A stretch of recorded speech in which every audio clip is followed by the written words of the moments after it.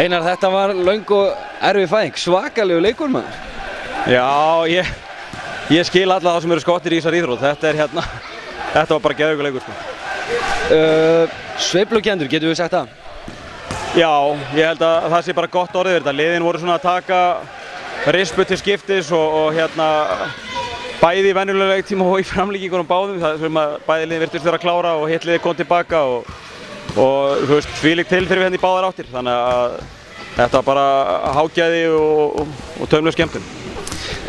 Spjaldið ofan í þristurinn hjá Tómasi Heiðari þegar hann jafnar undir lok venjulegs leiktíma. Ég sá nú á svipnum að þú varst ekki alveg að kaupa þetta.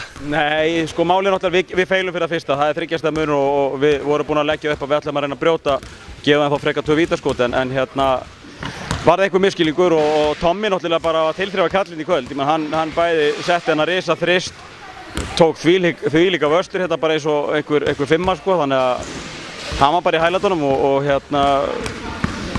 já, við vorum pínu tíma að jafna okkur á þessu þrist en ég er ánægður með karakterinn að koma tilbaka. Það er erfitt að kyngja þessu. Við töldum okkur vera búin að læsa þessu leik en menn komið tilbaka og heldur bara áfram og virkilega sætir sigur. Einar, fyrir tímabilið þá náttúrulega margir að búast miklu á þessu Njarðvíkurliði. Þórsarar voru vigtaðir hérna á prísísoninu og fundnir svona í millivigti. Voru þeir kannski ranglega metnir?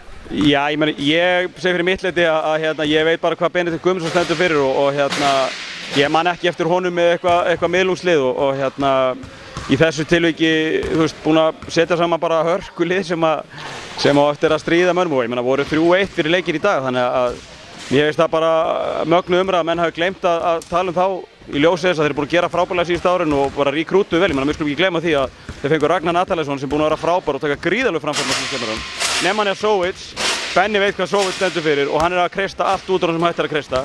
Svo er náttúrulega fáið Tomma sem er búin að allavega vaxa á síðustu dögum og í síðustu leikjum og steig virkilega hérna upp í kvöld. Þannig að þetta er hörkulið sem að enginn má vanmeta og talandi um okkur að auðvitað bjöggust menn við miklu okkur og við gerum það líka en það má ekki gleyma því að við erum samt sem áður að díla við það. Við erum ekki kannski eins djúpir eins og ætlum okkur að vera. Okkur vantar Snorra og Magic sem að muna mikið Það styttist í Magic, ekki satt?